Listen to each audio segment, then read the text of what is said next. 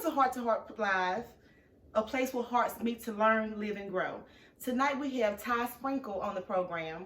She's transitioning into a male. Welcome to the program. Hi. So, tell us exactly what do you mean by transitioning, and when did this start that you feel that you want to transition to a male? I think I probably noticed it in my really early, late teens. And how old are you now? 27. So, I want to let y'all know that I used to work with him. I used to work with him, and how long has it been? Like 6 months, or? Oh no, it's been a year already. So it's been a year since we worked together, but his voice was like a girl then. I wasn't actually taking testosterone. I was not out as transgender then. I came out as lesbian. Okay. As gay when I was 18. Oh, wow. So I wasn't fully aware of the whole gender dysphoria myself. I always felt more in tune to males. I honestly, I had more male friends than I did female friends. Yeah, because when I first met you, I mean, I knew what I figured you was a girl, but it's like I was like, I felt that you was a boy.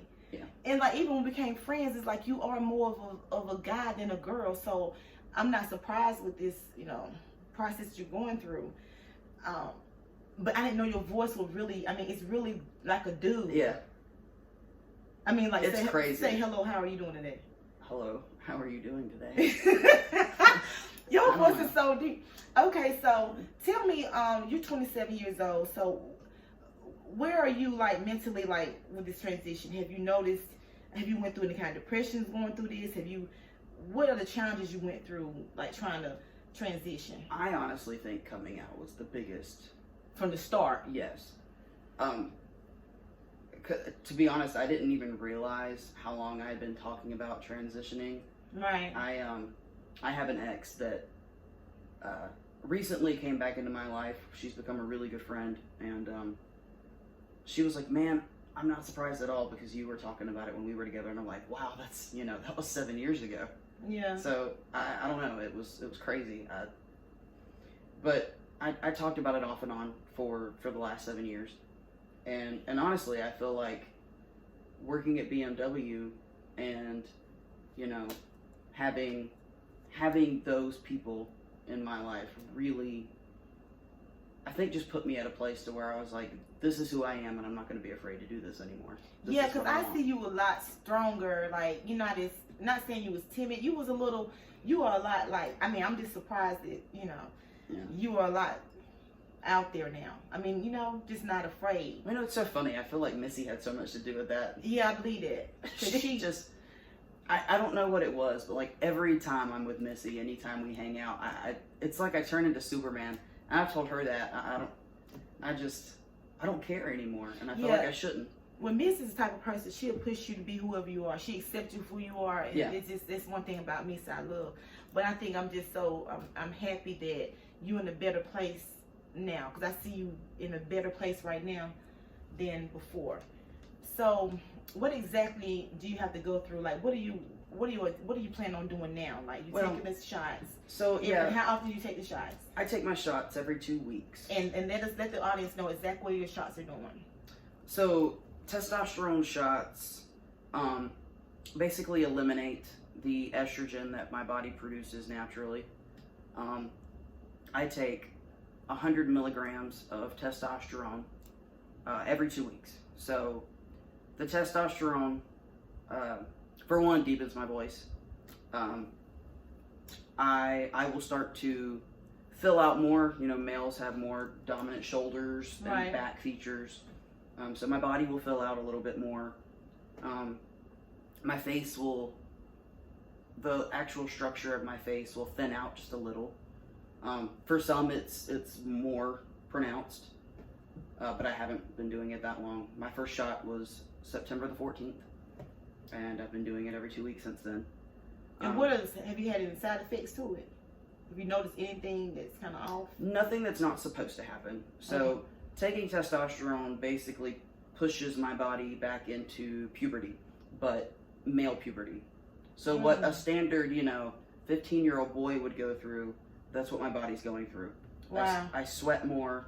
The voice is it squeaks a lot, which, to be honest, it hasn't squeaked yet, so I'm very impressed. I have more body hair. Legs, underarms, chest, facial hair starts to fill in.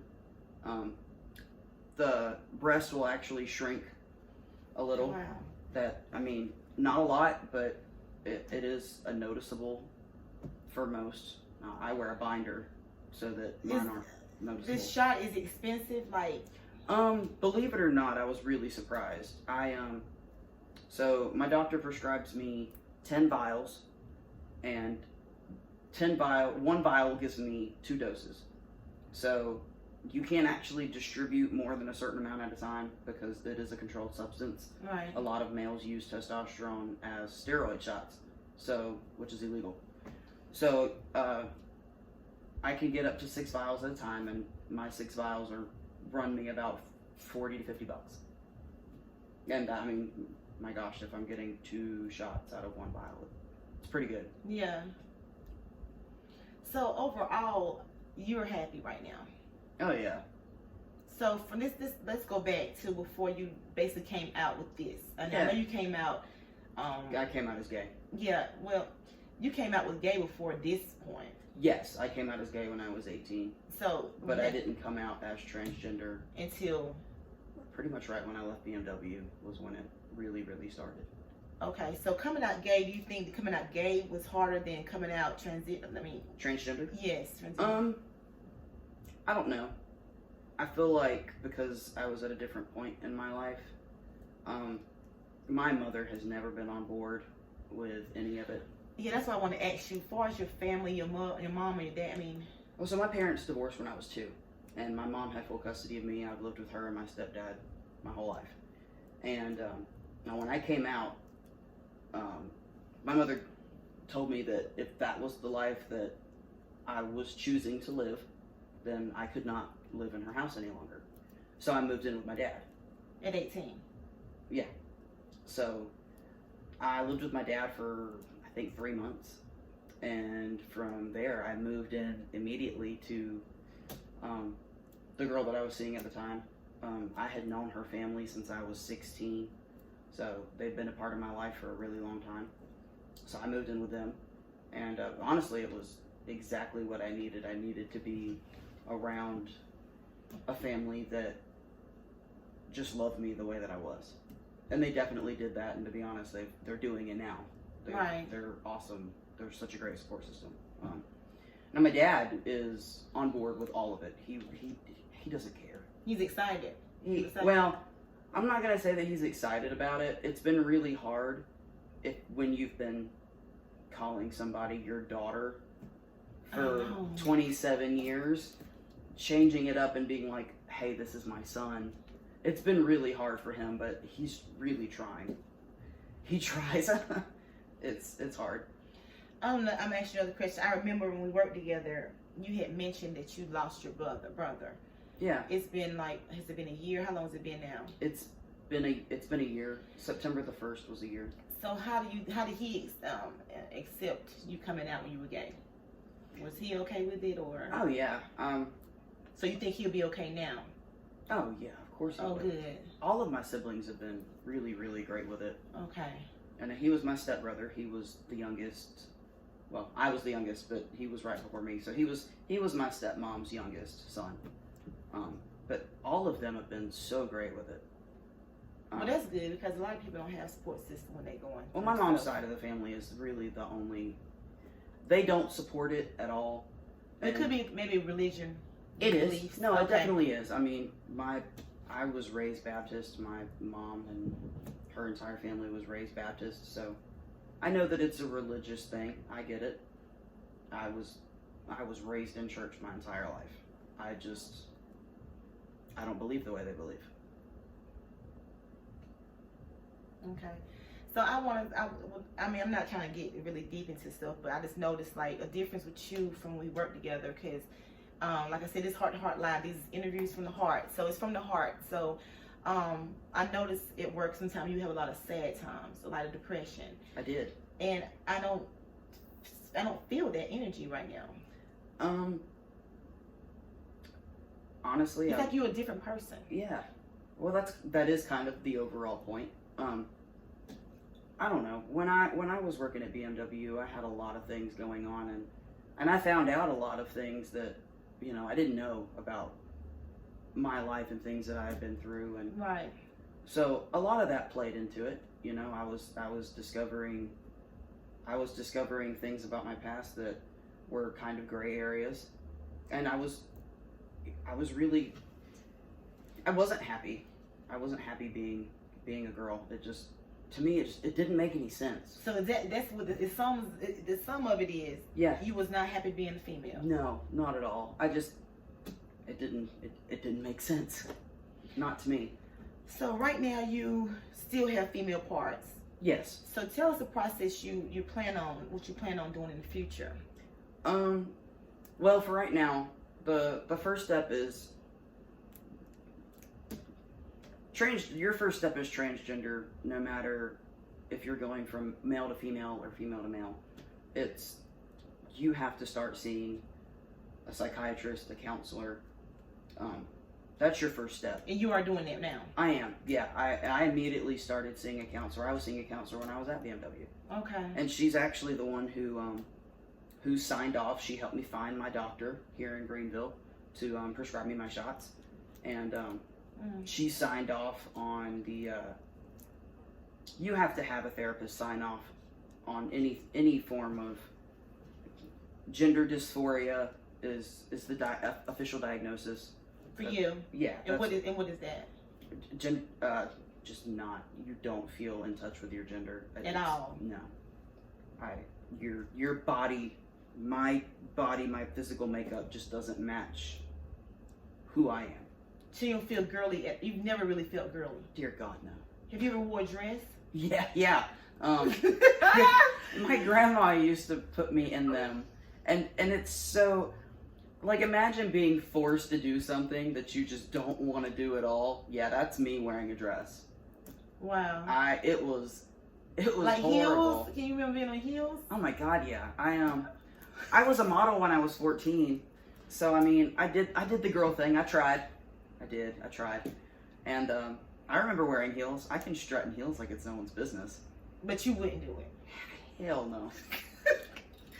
Okay, let's go back to you. Okay, you said that you seen the doctor. So now, then what's the next step? So once you seen a counselor and stuff like that. I see my counselor. My counselor got me in touch with my doctor. Your first step, you go see your doctor. They discuss, you know, this is really what you want to do, and go over, they basically pick your headspace. They want to make sure, yeah, that you're on, like, mentally you are where you need to be, which is also the point of a psychiatrist, and that you're mentally ready to put your body through what it's going to go through. Yeah. And after that, they do a series of lab work. So I had extensive blood work done. They test all panels, but their main ones are your testosterone level and your estrogen level. My estrogen level was actually lower than a standard female's anyway. I had what your doctor would diagnose as wow, I totally just lost it. Polycystic ovarian syndrome. So my body produces more testosterone than it does estrogen. And I also found out through this process, which was totally crazy, and even though, like, it didn't really mean a whole lot to me, for most females it would be kind of devastating. I can't have kids. So you can't have kids? You found that out? Mm-hmm. Because of my diagnosis and the way that, you know, my body just works now. So it's kind of like it makes you, it's kind of like you really, an affirmation. Yeah. Yeah. I feel like it kind of, it did, you know. It's just all kinds of. So if you was to remain a woman, you wouldn't be having kids? Mm-mm. Nope. I cannot have kids. So, okay, let's go on with the steps. So, okay. So they did my blood work. Everything came back normal. So she started me on my testosterone shots, the 100 milligrams every 2 weeks. And I stay on that for the first 3 months. And I've already done my second set. Within 3 to 4 months, they like to see you back, do another office visit to see how you're doing, and do another full blood work panel. There are a lot of risks that come along with taking testosterone. For one, you're at a higher risk of heart attacks. It can, depending on your body type and your blood levels and all that, it can cause your body to stop producing red blood cells. It can send your body into diabetes, make you a diabetic. So there's a lot of different things that, side effects that your body can have aside from the normal ones. But all of my labs came back great.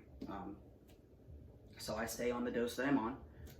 I do the 100 milligrams every 2 weeks, and then come February, I will have another set of labs done, and as long as those look good, she'll start pushing my appointments out to every 6 months to a year, and she'll just prescribe me my testosterone when I need it. Okay, so as far as the physical change, like, are you gonna do any? I want to have top surgery. Yeah, top surgery only. For right now, a lot of people don't know this, but statistically, only about 80%, between 70 to 80% of transgender males actually go through with full sex change. Yeah, that's what I was thinking too. For one, it's expensive, but for two, there's so much more to it.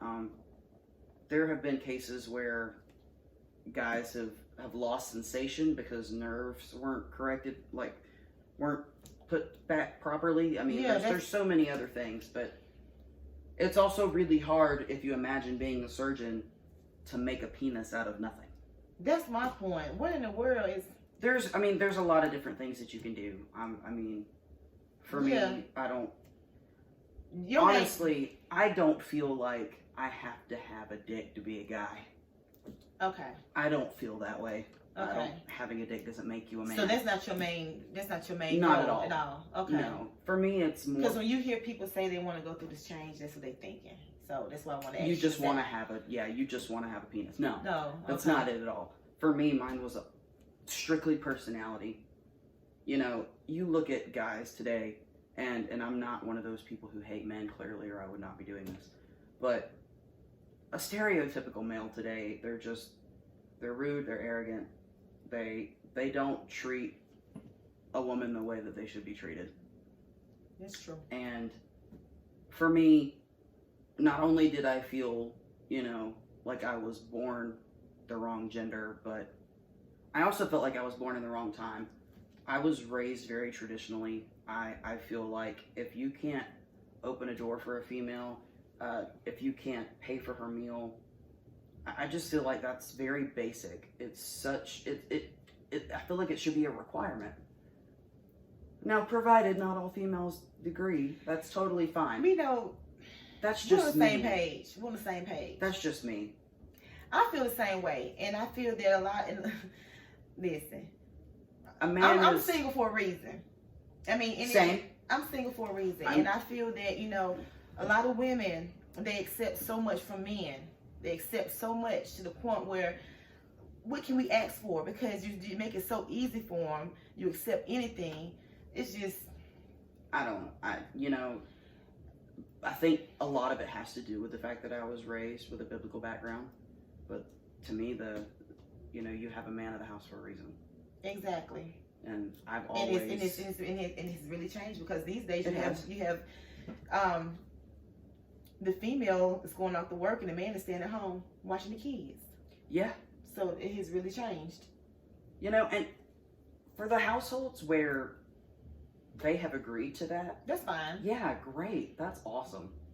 Like, go y'all for switching it up. Yeah, I agree. I'm not that person. I have friends that every time I go out to dinner, I pay for her meal, and I would not expect anything else. I wouldn't even begin to let her offer to pay. Now, unless it was something to where, like me, if it offended her in some way that I didn't like allow her to contribute, it would be a whole nother story. But she also knows that for me, that's how I am. Mm-hmm. So let's go to the dating scene. So, what's your night out on a Saturday night bar? I mean, how is it? How do you are you approachable? Or do you approach, or how does it happen when you meeting someone? Are you a shy person out? Probably not with a couple drinks. I was about to say it really depends. For one, it depends on who I'm with and where I'm at. Yeah. Honestly, I'm not dating anybody right now. Okay. I don't really have the desire to. What? I really don't. It's just my God, I've been single since my divorce. So for me. Yeah, I forgot about that. Yeah. For me, it's I forgot you was married. Yeah. I don't know. I'm figuring out where my path's going, you know? I don't want to bring somebody into what I'm going through myself until I'm ready for that. Honestly, I feel like people feel like transitioning is something that somebody's doing by themselves, but it's so not that way. Mm-hmm. This affects a whole lot more than just me. I mean, clearly, I have a great relationship with my dad because he's so on board with it and he's been so great with it. And then I have my mother who wants to be a part of my life but doesn't want to acknowledge the fact that I am transgender. Wow. I mean, but so many people got me to this point, you know, like Missy. And my friend Lindsay was giving me my shots up until a week ago. I mean, and I just met her 6 to 7 months ago. I met her 2 days before I quit BMW. Oh, wow. We had gone out for Missy's birthday, and honestly, just being around her and talking to her about it, like, it put me in the headspace that I needed to be in. So basically, we would say BMW was in the path for this. Because sometimes, you know, you be in certain situations, certain places, at that time it doesn't last long. And it's for a reason. Well, and BMW didn't last long, but it was for a reason, though. The people. It was a purpose. Yes, it was a purpose there. Mm-hmm. There's and always maybe a it was purpose. in to push you where you are now. Because, like I said, I had got a little water added this a while ago. I said water added. Because, just to see how you were at BMW and now, it's like, I used to worry about you. I feel like a lot of people did, honestly. I did. We all go through depression. I go through depression. It's something that I've battled through, people who died in my families, through personal stuff. And so when I met you, it's just like, your energy, I could feel your pain sometimes. So to see you like this now, I'm really happy. No matter what nobody feel about your situation.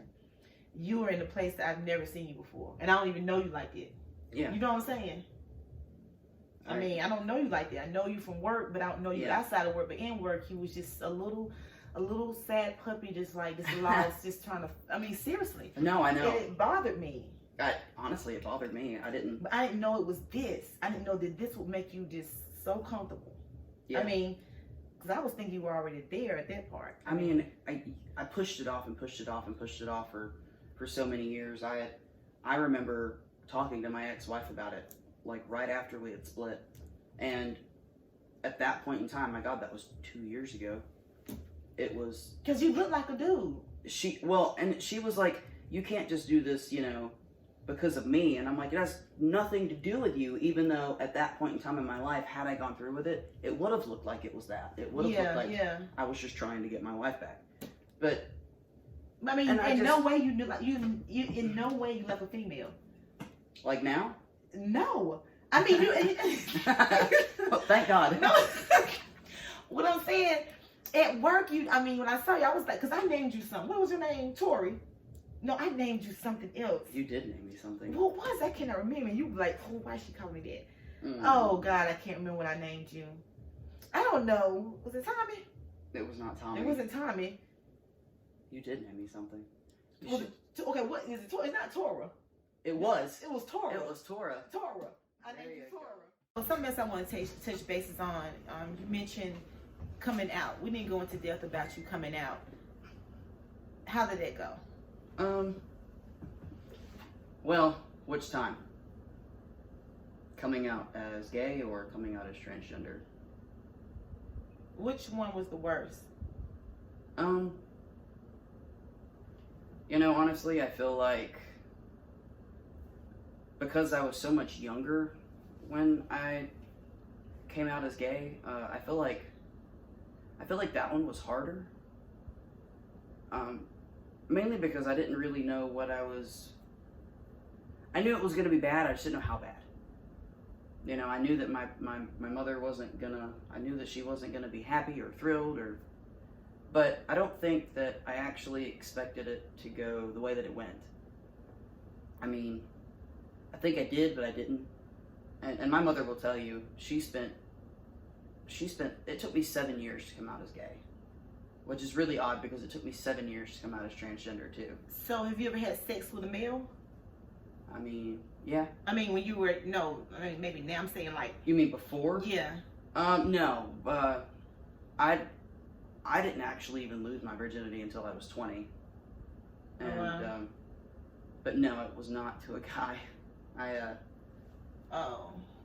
I didn't sleep with a guy willingly until after my divorce. What you mean willingly? I've been raped 4 times. You've been raped 4 times? Yeah.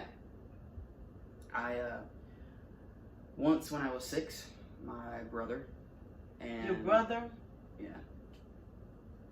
And then after that one, I was 19.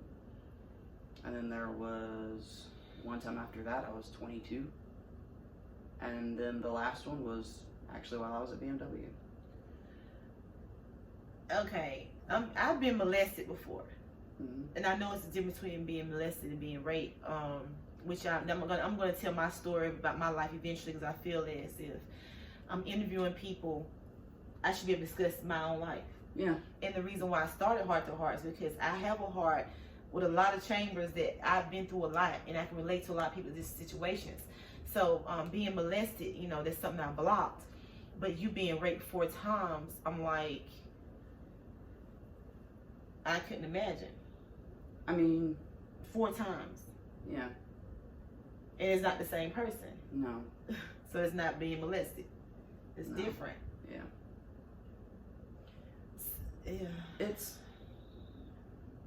you know, when I was 6 years old, I don't really think I was old enough to really understand it, to really give it the credit. Yeah. And my God, I didn't actually like tell anybody what really happened until I was 18. My mom didn't find out about it until I was 18. And let me ask you this question: was it kind of like you blocked it? Kind of. That's how it was for me. And I still do. I still block it. God, my counselor that I'm seeing now, I didn't start seeing her until I was at BMW, and we've reached the point in our meetings to where we hit that spot, and she's like, I want you to tell me the story beginning to end and tell me everything that happened. And I can tell you all the details, but when it comes to that the physical part of it happening, I can't. It's like my brain says no. Yeah, because it's like, you know, you programmed, you might not believe it because I know it happened to me. Like I said, I discuss this later, but what happened with me, I blocked it. I was young. I was very young, maybe your age. Like you said, 6 or 7 years old, and I blocked it. And I happened to see Oprah Winfrey one day, and she was talking about molestation. Yeah. And it brought back everything. I remember everything he did to me. So I mean, that's something that has touched me, and this has touched me with you saying it, because I think a lot of times in people's life, they go through so much as a child, not saying that made you be this way. Well, and that's a big part of it. Thank you, because I feel that if you know. I mean, I don't feel like it's a big part of it in the sense that I feel like that played a factor into you being me being me. Right. But my mother will swear up and down that has, you know. I know. I was gay because I was raped, and I hate men, and it's not true. It's not true at all. Right. I mean, I think one of the biggest one of the hardest things with dealing with coming out as transgender, in a sense of like my family, my mom's side of the family, for those that don't understand it, they feel like I'm doing this because, you know, somebody made me feel bad about being a female, or, you know, I was never really liked, and like things like that. And I'm self-esteem. like, yeah, like I have more self-esteem now than I ever did then. But at the same time, being raped has nothing to do with who I am. It's just chapters of your life. It happened to me. Does it play a part into like my personality in some way? I'm sure it does. Yeah. But I could never say that going through that and experiencing that made me gay, made me hate men. I just look at it differently. The way that you look at a man and you are sexually attracted to them, I used to look at guys and I'm like, shit, I want to look like that. Well, that's what you would say. You want to look like that. Yeah. Like that. That's how I'm supposed to be. You know?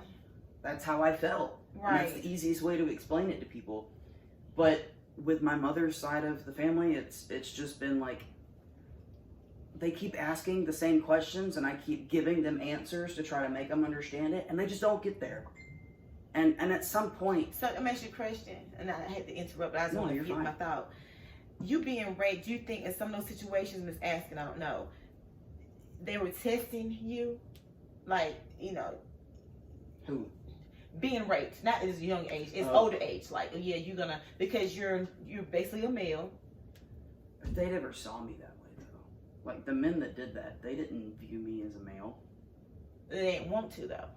Well, no, but I mean, I didn't assert myself as such either. It was before I came out. It was before you came out. Yeah. That's why I was trying to see what is true. Because sometimes, you know how you say you attract the same kind of men, like, you know, how, you know, you get raped 4 times.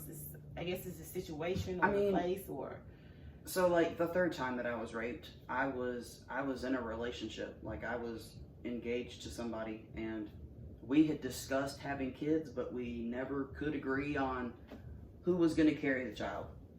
And, you know, as a gay female, which that's what I identified with then, I was not opposed to having a child, to carrying a child, but I just wasn't there yet, you know? That's a lot. Yeah. Like, that's a big thing. And we never could agree on it. And so we had a bunch of friends over at the house one night. Well, a bunch. It wasn't a bunch. It was like maybe 5. And I guess she just felt like she was going to make sure that she was going to have another kid. I remember us drinking, and everything else after that is totally black. I found out from another friend that was at that, you know, party that she basically roofied me. And after that, she had a friend that was totally cool with, you know, being such a sperm donor, and she just let him do whatever. And were you drunk? Oh, I was roofied. Yeah, I had been drinking. I wasn't drunk, but I had been roofied, so it didn't matter. I mean, it's like date rape drug. See, you said roofie. I'm not familiar with that. So it's like the date rape drug. It's the like I'm trying to think. It's like X. They put it in your drink and you so somebody you black out. Yeah, I was drugged. Oh wow. My fiance did that to me. Your fiance? Yeah. And oddly enough, I actually found out a couple of weeks after that I was pregnant. You was pregnant? Mm-hmm. And what happened to the baby? Well, for one, my body can't hold it. I can't carry children, which I didn't know that then. Right. And we got in a really... I never told her that I was pregnant. So we got in a really big fight over something, and God knows what it was. It was probably something stupid. Oh my goodness. It usually was. But and this was like 2 months after I found out, so I was like two and a half to 3 months along, and oh my goodness, we got into this argument, and she was not only emotionally abusive, but she was also physically such. So I I don't know. She flat-handed my chest and she threw me halfway across my living room and threw you across the living room? Oh, dude, she was definitely built. God, she was stockier than I was for sure. I was small back then. God, I only weighed like 130 pounds back then. And what do you weigh now? I weigh 185 since I started taking testosterone. Wow. I mean, my shoulders are bigger. Dang, you got some. But yeah, no. Oh my God, you was pregnant. You got raped. You got raped. Okay, do you know who raped you? Yeah. I know who the guy was. So you got raped by a person that you knew. I mean, you know. I mean, I've only met him a couple times. But still, though, the fact is the night that you got raped, you got impregnated. Yeah. So you got a lot of stuff going on. Well, no, you everybody got a pass. Yeah. But fast forward to now, and wow. Well, hopefully you won't be in any situation like that when you get raped again. Well, gee, I hope not. I hope not. I mean, things happen for a reason. You just have to keep an eye on your cup when you're drinking, when you're out. Oh, well, I can't imagine that would happen to me being out. I don't go out like that, for one. Yeah. If I go out, I'm with friends. And usually if I'm out with my friends, depending on who they are, I typically don't drink. So we're going to just break down some of the stuff you got going on. So 18, you came out. As gay. And you was gay. You're 27 now. You're taking shots now. Mm-hmm. You only want to get the top, right? You don't want to get the whole surgery. Not yet. Not yet. Not yet. It's just not something I'm concerned about. You are single. You happy? This is the happiest you ever been. Yeah. I'm finally being me. Being you. Yeah. So is there anything you can tell the audience, anyone who's at home right now who's in the closet? A lot of people is in the closet and not really coming out about who they are because of family members and people that's, look down on them. Been there, done that. Yeah. It's, I think one of the hardest things to come to in life, especially being different, which, God, everybody is, I learned that I'm not going to fight for people to stay in my life. Chances are, if they can't love me for who I am and the way that I am, then they don't have a place there. And I know as a teenager, that is why I hid it for so long that I was gay, because I wasn't ready to lose those people. And I guess that's the difference in then and now. I'm not afraid to lose those people. Honestly, my mother could walk out of my life, and as horrible as it sounds, it would upset me, but not to the extent that it would have when I was a teenager. Because I know who I am, I know who she is, but I guess that's the whole point. It doesn't matter who they are, it matters who you are. And I have people in my life who love me exactly the way that I am. And they wouldn't change a thing about me. And I don't have to hide it. And as hard as it is, taking that first step and coming out, it's the best thing I ever did. And I'm gonna tell you this, I would say this, nowadays being gay is easier than years ago. It is. And I'm gonna tell you why. My mom is gay. My mom has... What? I didn't tell you that. No. I thought I did. I didn't know that. That's awesome. The thing about it is, I'm real, and it's no shame in my game. So my mom is gay, and I'm 47. She's been with the same person since I was 1. So she's been with that person for 46 years. Go for so her. I've never seen any other woman in my life. My mom might have had things going on or whatever, but that's the only woman I've seen in my life. She took care of me. She helped me read. She helped me with everything in my life. I never seen any doors closed, any sexual things going on. And the way I found out that my mom was gay, I was at a water fountain in middle school, and I heard 2 guys in the bathroom talking about it. Whoa. So I went home and asked my mom, but that's how I found out. But long story short is I commend anyone who comes out right now. And I would say right now, if you are gay, and if you have a brother, sister, a mother, or anybody in your family that's gay, don't look down upon them because it's their life. My mama loved me unconditionally. They love me, and I love my mama. I can't make her be something that I would want her to be. I don't even know what I want her to be. Yeah. I just only know her to be who she is. So like I said, this is a relationship that's been there for 47 years. 46 years. I'm 47. Yeah. So, that's why when I talked to you, I thought I told you that. No, I had no clue. But I guess I'll never talk about it unless somebody asks me. But since I'm having this program and we're talking about basically being gay and stuff, who am I to see and not tell my truth? Yeah. So I do understand, and I don't look down on anyone that's gay. It never made you want to be gay, but I mean, I don't look down on anyone gay. And like I said, I'm a child of a mother that's gay, so I know how people feel when your mother's gay. People talking about it. But it, like I said, back then it was worse. In the 80s, 90s, it was worse because it was awful back then. Yeah. I was told I was gonna be gay. She gonna be gay like a mama. I'm trying to say it's totally different now. Now people get married. Back then, you would never dream people get married.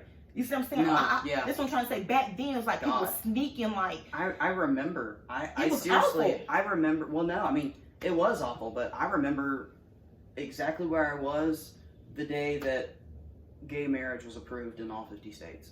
Yeah, and that's what I'm trying to say. But think, like, I graduated in '91, so imagine I wasn't alive yet. Right, but so you can't imagine. So imagine in the '80s. I was born in '72, but imagine the '80s what I went through. Listen, so like I said, I've been through a lot, and I'm no shame in my game. So I had to bring her with him on here today, and whatever you decide to do with your life is your life. I don't look at you no different. I always support you. This is who I am. So those of you who sitting at home that's in the closet, come out the closet. Be who you are. Stand tall. If you want to become a man, do what you want to do. It's your life. People gonna judge you no matter what. Even when you die, they're gonna still talk about you. Be who you are and love who you are. Because if you don't, you're gonna die. You're gonna die inside. So don't let yourself die inside. Because I know you had me dying inside. It's a feeling inside when you're not happy. Yeah. It is. It's awful. And it you really just seems. I'm just so happy for you. I feel like, just touching on what you said though, as far as just being who you are, it's such a big deal. You know what? For the religious side of it, you go to church every day and they teach you to live the word, live the way that God would want you to live. And I respect it. I really do. But there are people that do that and they can't love others the way that, the Bible tells you that you're supposed to. And I feel like religion is such a big part of what keeps people in the closet. Religion has a lot to do with a lot of hurt. Church has a lot, and I'm not gonna get into church, none of that, but a lot of church hurt. To people that go to church and to people who know the word of God, who know the word of the Bible, those of you who are in the Bible, it says to come as you are. Yeah. Come to church as you are. That means accept people. We're not the judge. We cannot judge anyone. We cannot condemn anyone. That's up to God. That's up to Allah. So, you got to understand, a lot of the hurt, people are not coming out being who they are because of us, because how we treating them. And it's not fair. People are killing themselves. We got people committing suicide over this type of stuff. Suicide rates. It's ridiculous. In gay teens, the LGBT community has the highest suicide rates in teenagers. Wow. And it's because they're scared. And and it's not only that, like not even suicides. I mean, I don't think this is advertised on the news the way that it probably should be, but there have been numerous, like within the last couple of years, and even this past year, transgenders that were murdered, and they were black trans females. They were male to female transitions, and they were black females that were being killed. And for what? Like, you want to paraphrase a book that was written 3,500 years ago, and God made you this way,